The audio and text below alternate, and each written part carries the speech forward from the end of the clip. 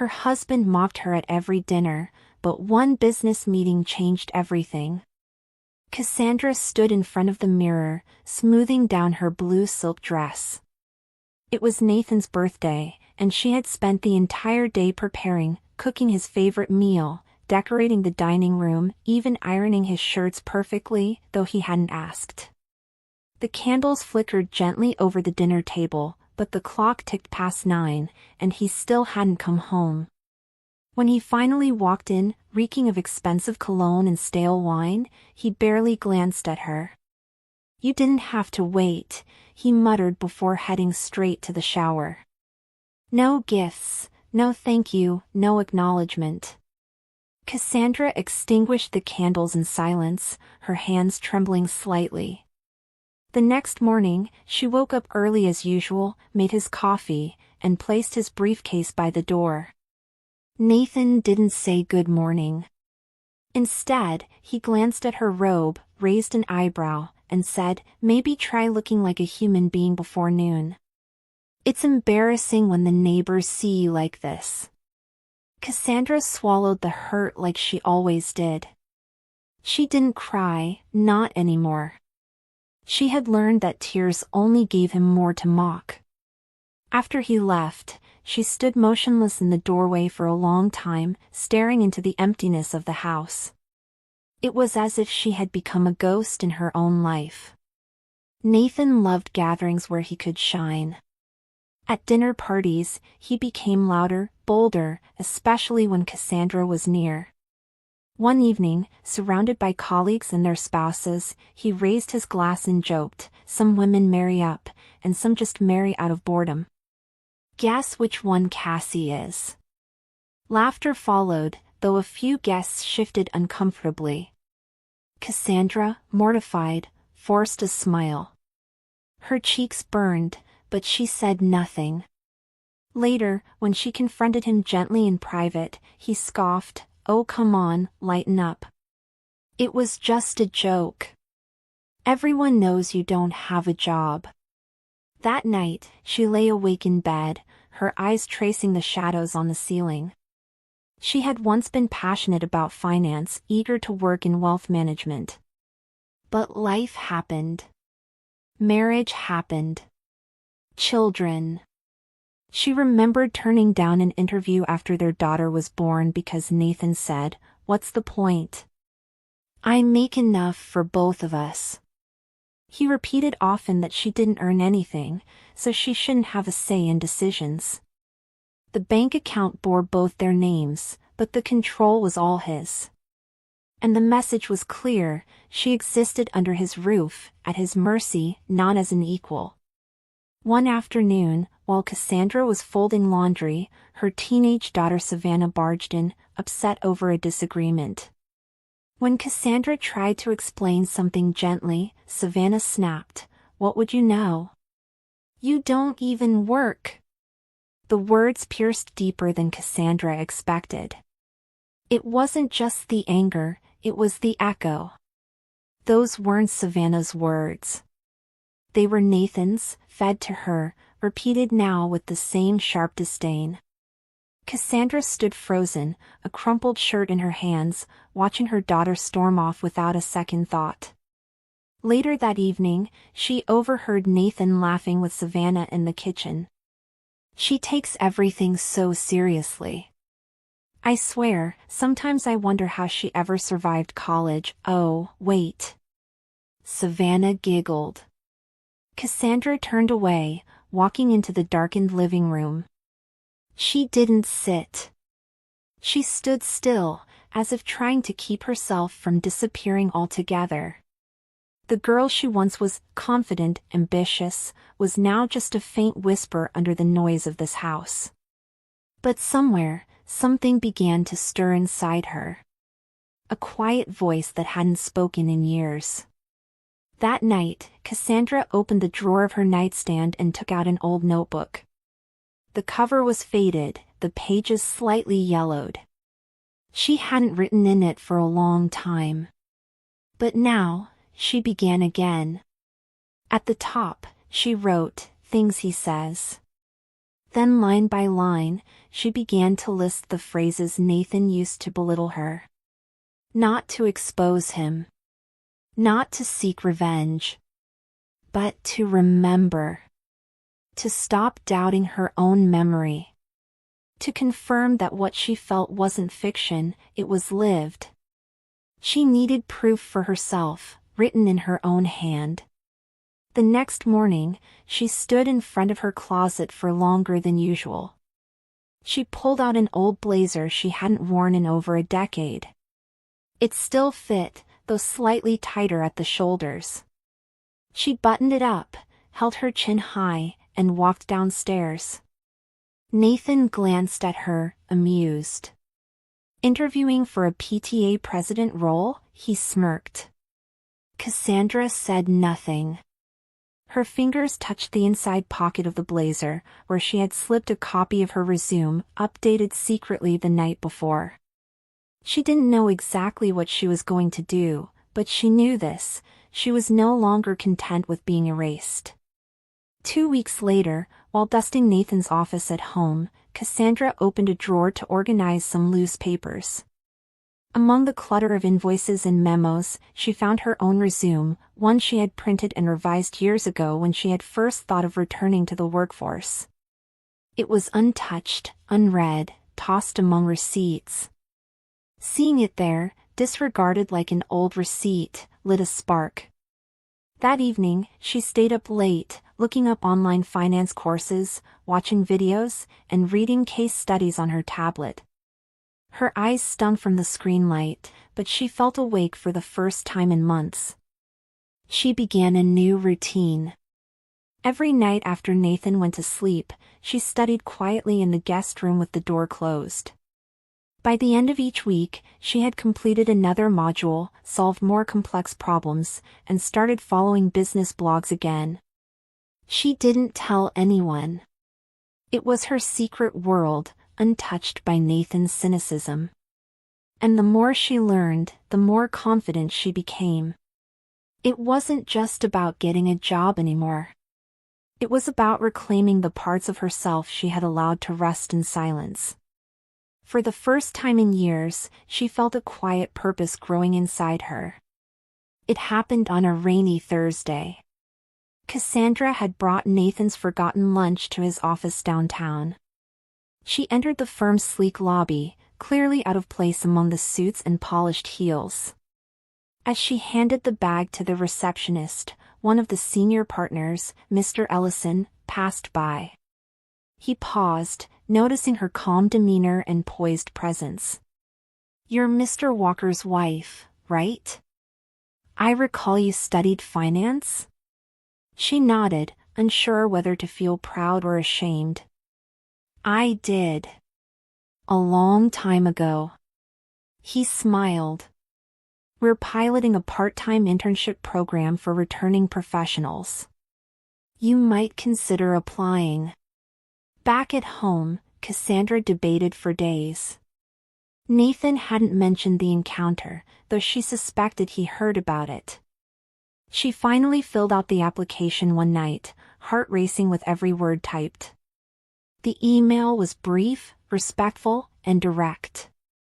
She clicked send before she could lose courage.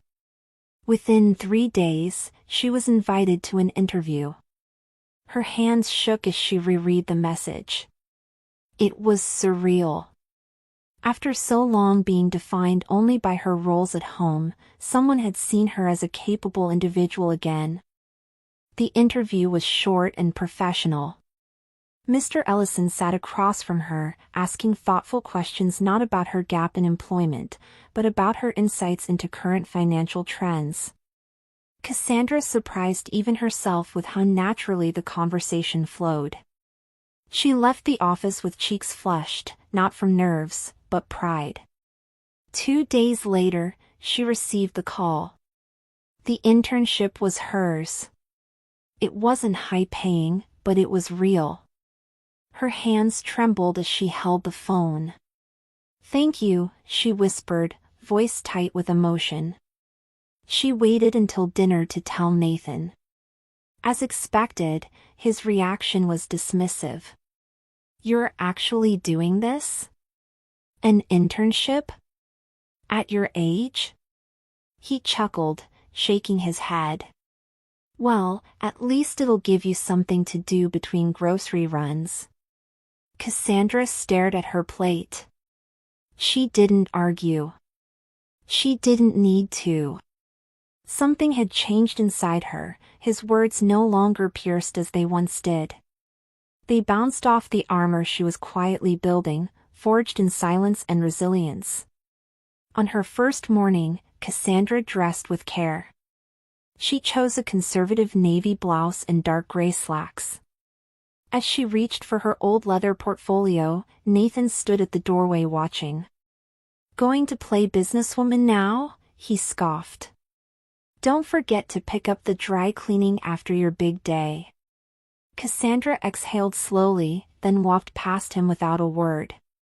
Her silence was not surrender, it was strength. In the mirror elevator of the firm, she saw not a wife, not a mother, but a woman reclaiming her space. At the office, she was assigned to a corner desk in the operations department. Most employees regarded her with polite indifference, though a few eyed her curiously, the boss's wife, playing assistant. Still, she listened carefully, asked questions, and took detailed notes. Her movements were measured, her attention sharp. Every day she stayed late, double-checking data and absorbing knowledge like a sponge. Beneath her calm surface, something fierce had awakened. She wasn't here to prove herself to Nathan, she was here for herself. The first weeks were difficult. Cassandra constantly fought the feeling of not belonging. She struggled with new software and terminology that had evolved during her years away. But her determination was relentless. She woke early to review spreadsheets, watched tutorials on weekends, and sought mentorship without shame. Slowly, the numbers began to make sense again. Her instincts, once dulled, now returned with clarity. She solved a minor discrepancy in a vendor report, nothing dramatic, but enough to earn a nod from a team member. Every night, she came home exhausted but invigorated.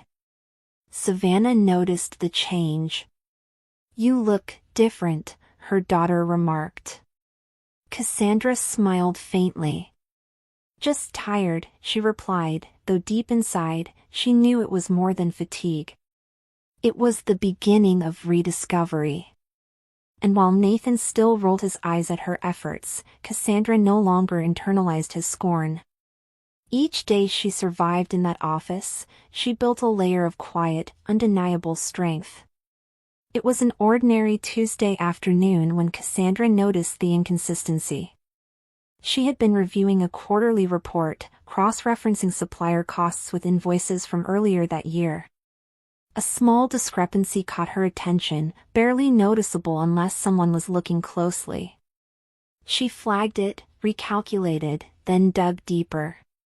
Within an hour, she uncovered a chain of miscalculations that could lead to a six-figure loss.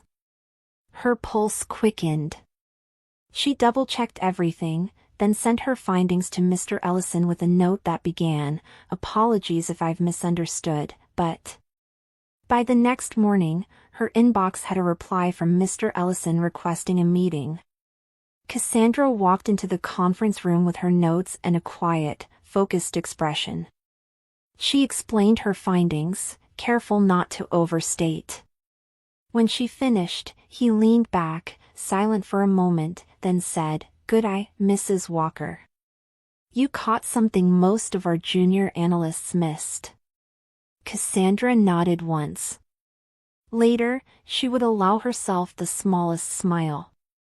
She was no longer just a presence in the room, she had become a contributor. And though Nathan would never admit it, she was becoming something he could no longer define. When Mr. Ellison presented Cassandra's discovery at the next staff meeting, he credited her by name. "Mrs. Walker, our newest intern, flagged a discrepancy that could have cost us dearly," he said, nodding in her direction. Heads turned toward her, some surprised, others skeptical. Cassandra remained composed, offering only a polite smile. Nathan was present at the back of the room. He didn't clap. He didn't even blink. But Cassandra noticed how his jaw tightened, just slightly. Back at home, Nathan poured himself a drink and said nothing about the meeting. Cassandra didn't bring it up either. The silence between them had shifted, less out of resignation now, more out of quiet power. For the first time in years, she felt no need to explain herself. She wasn't seeking his approval anymore. She had earned something more valuable than that, professional respect. And though Nathan pretended otherwise, she could see it in his posture. He had noticed. That evening, as they sat at the dinner table with Savannah scrolling through her phone, Cassandra looked at her husband and saw not a figure of dominance, but a man suddenly unsure of his footing. Nathan barely touched his food.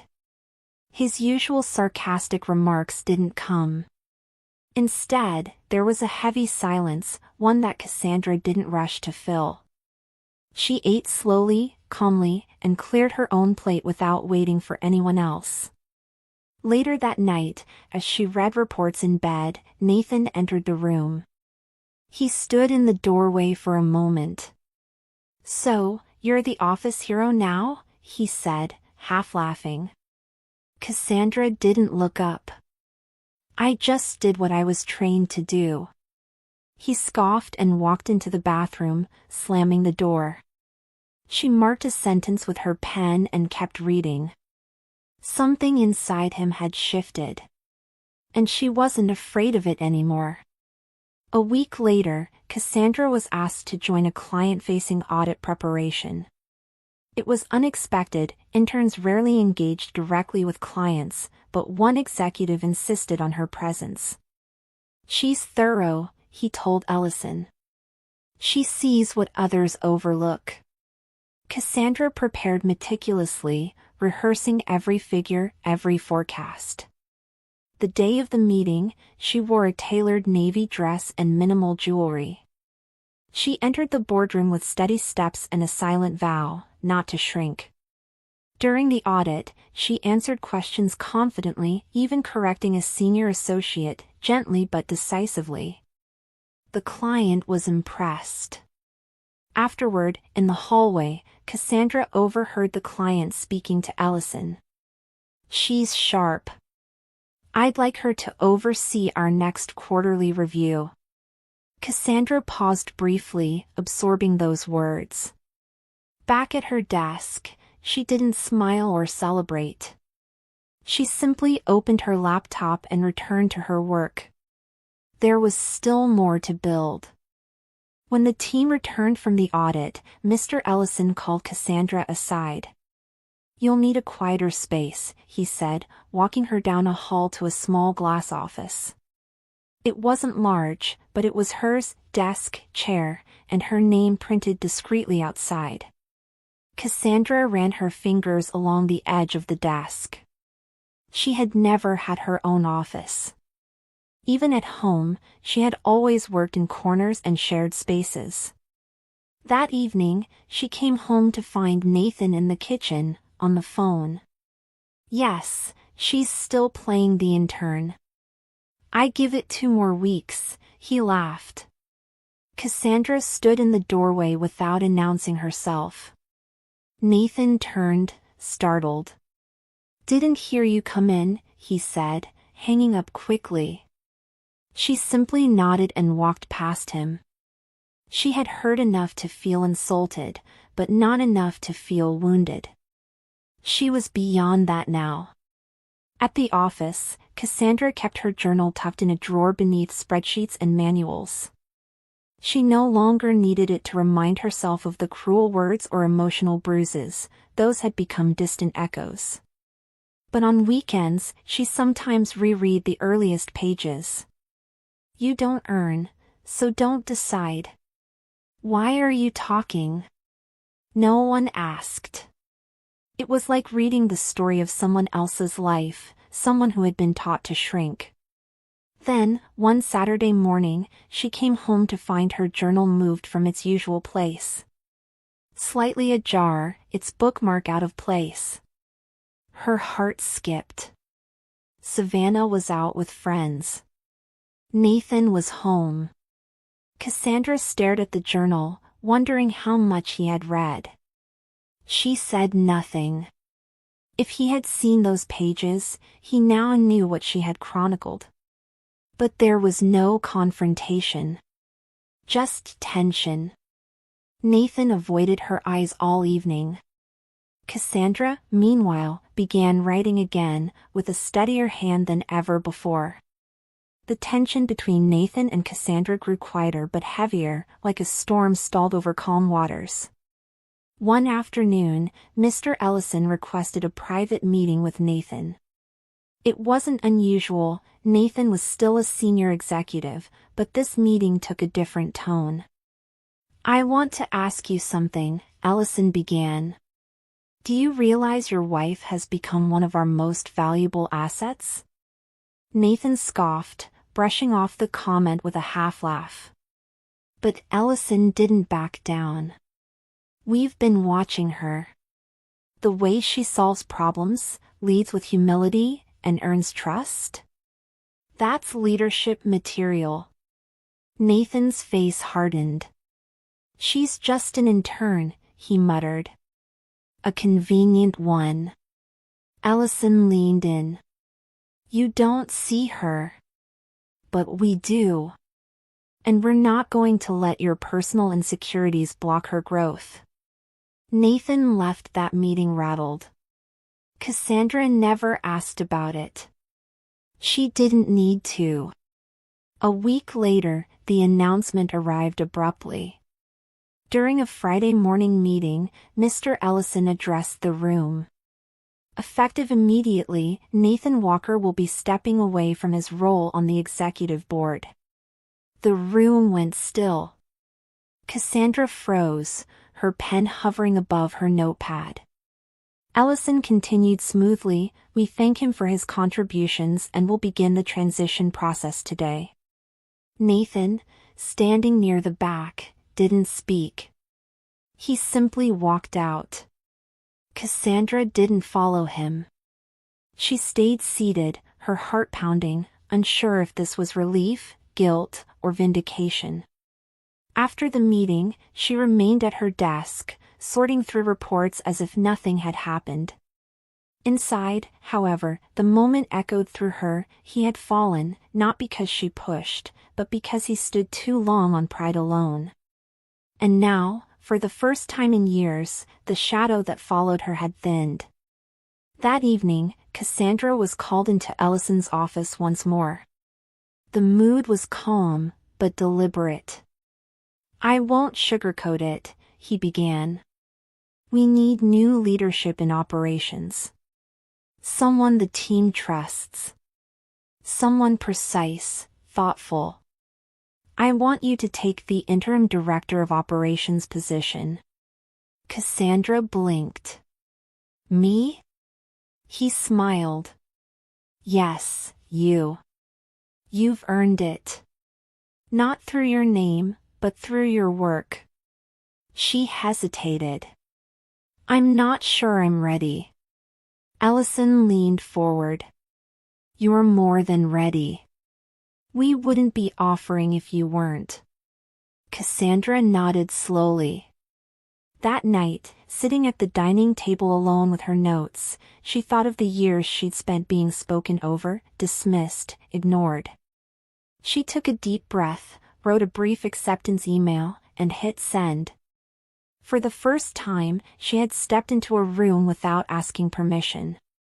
When Cassandra told Nathan about her new role, he didn't congratulate her. He stared at her as though looking at a stranger. "So, now you're the boss," he muttered. "I suppose I should be scared." Cassandra didn't react. "I just wanted you to know. That's all." He laughed bitterly. "You think you're better than me now?" She paused. "No.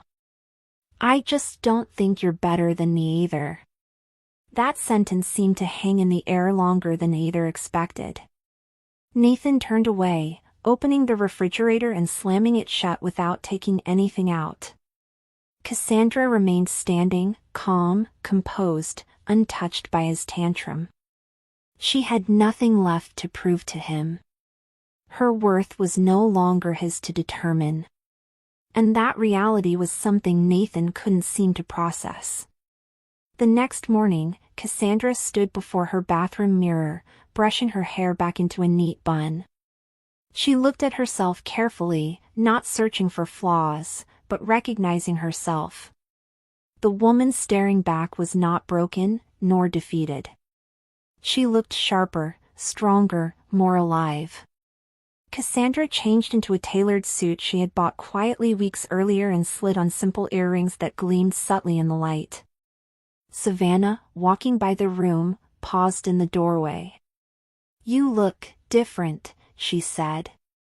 Cassandra turned, smiling softly. "I feel different." Her daughter tilted her head. "I think I like it." Cassandra's smile grew.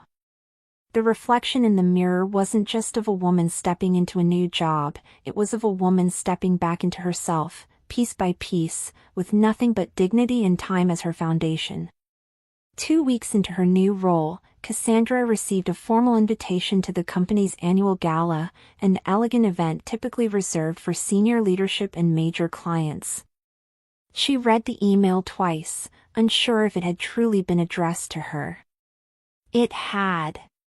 "You've earned your place at that table," Mr. Ellison told her when she inquired. "You're not just attending, you'll be presenting our upcoming operational strategy." That night, she stood in her closet, sorting through the few formal dresses she owned. None seemed quite right. With quiet determination, she visited a boutique the next day and chose a sleek emerald green gown. It wasn't flashy, just powerful. She didn't tell Nathan about the gala. She didn't need his permission. This was no longer his narrative to approve or deny. Cassandra was writing her own story now. The night of the gala arrived. The ballroom shimmered with golden light, crystal chandeliers, and the hum of careful conversations. Cassandra entered alone, head held high, her steps slow and deliberate. People turned, some curious, others surprised. She greeted executives, shook hands with clients, and took her seat near the stage. Just as the evening's speeches began, a familiar figure entered through the far doors, Nathan. He hadn't been invited, yet there he was, weaving through the crowd with a forced grin. He approached her table and leaned in slightly. "You clean up well," he whispered. Cassandra didn't flinch. "This seat is taken," she said calmly, motioning for an usher.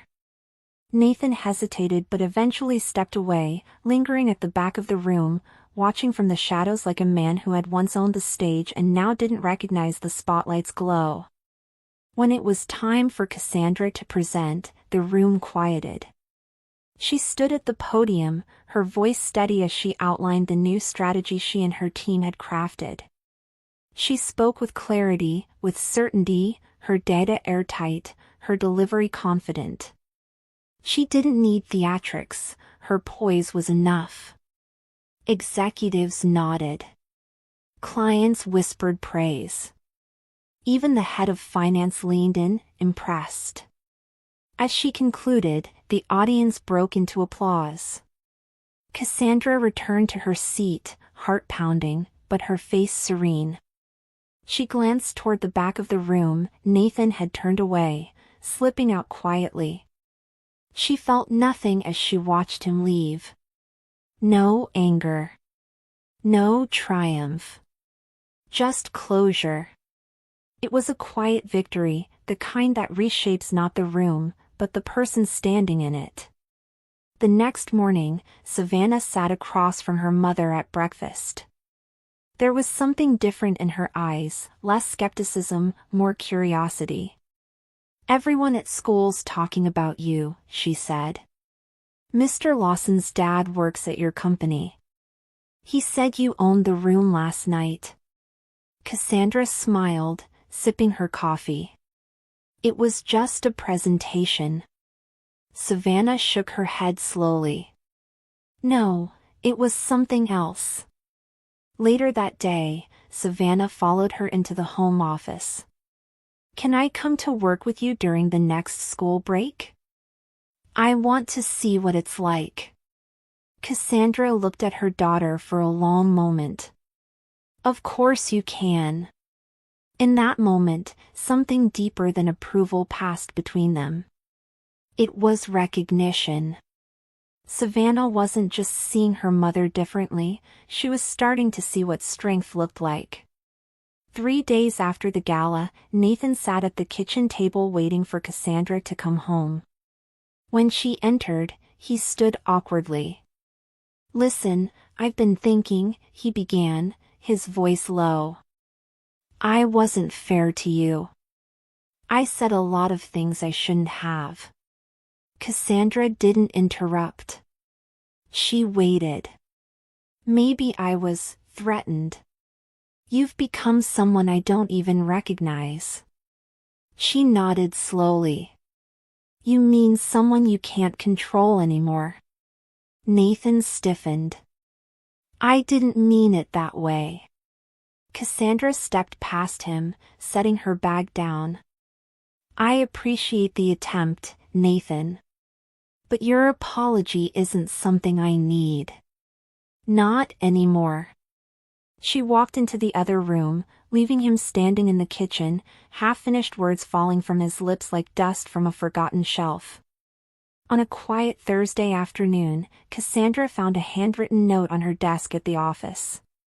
It was from Olivia, a junior analyst who had recently joined the firm. "You probably don't remember me," it began, "but I sat in the back during your first presentation. You inspired me to stop shrinking in meetings. Today I asked a question in front of the entire team. Thank you for showing what quiet strength looks like."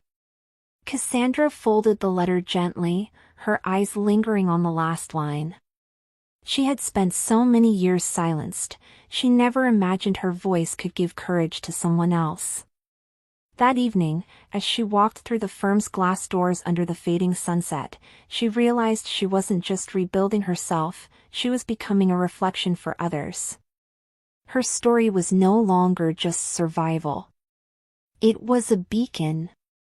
At the next leadership retreat, Mr. Ellison pulled Cassandra aside during a break. The room overlooked a lake, the water calm and reflective. "We've decided," he said. "You've proven yourself again and again, not just to the team, but to our board. We want you to join the company as a full partner." Cassandra froze, the words taking a moment to settle in. Partner.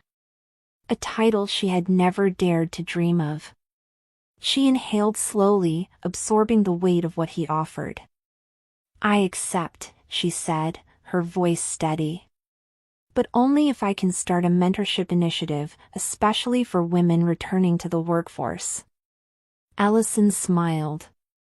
"That's exactly why we want you." Cassandra nodded. She had climbed her way back from invisibility, not to sit at the top alone, but to pull others forward with her. That weekend, Cassandra opened her old journal for the last time. She flipped past the pages filled with pain, gaslighting, humiliation. She didn't need to reread them. They had already served their purpose. On the final page, she wrote in careful print, "He told me I wasn't enough.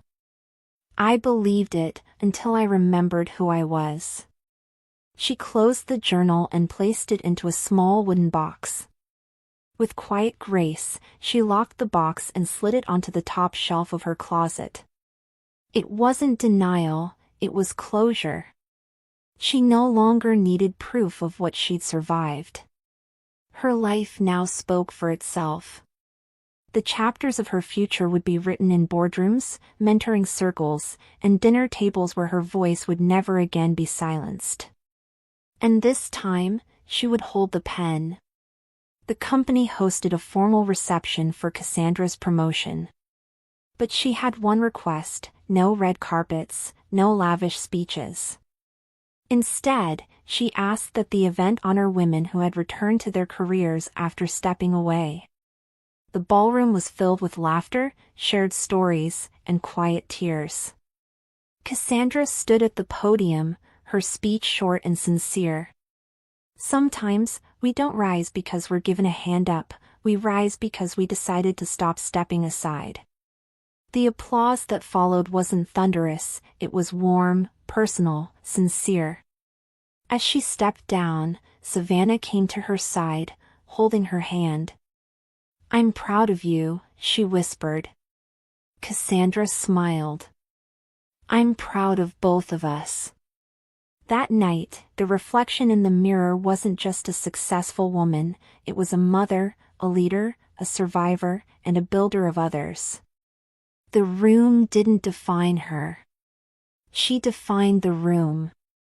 On a crisp Monday morning, Cassandra sat in front of the computer reviewing paperwork. Among the stack was a name change form. Quietly, she filled in her maiden name. It wasn't an act of rebellion, it was restoration. She signed it calmly, sealing the chapter of who she had been told to be. Her email signature changed that same hour. No more hyphen, no more shared identity with a man who had once dimmed her light. As she left the office that evening, her assistant stopped her. "You have a visitor." It was Savannah, holding 2 cups of coffee. "I thought maybe you could show me how you plan those meetings," she said. Cassandra smiled. "Let's start tomorrow morning." The door closed behind them as they walked down the hallway together. 2 women, 2 generations, moving forward, not because they had to, but because they chose to.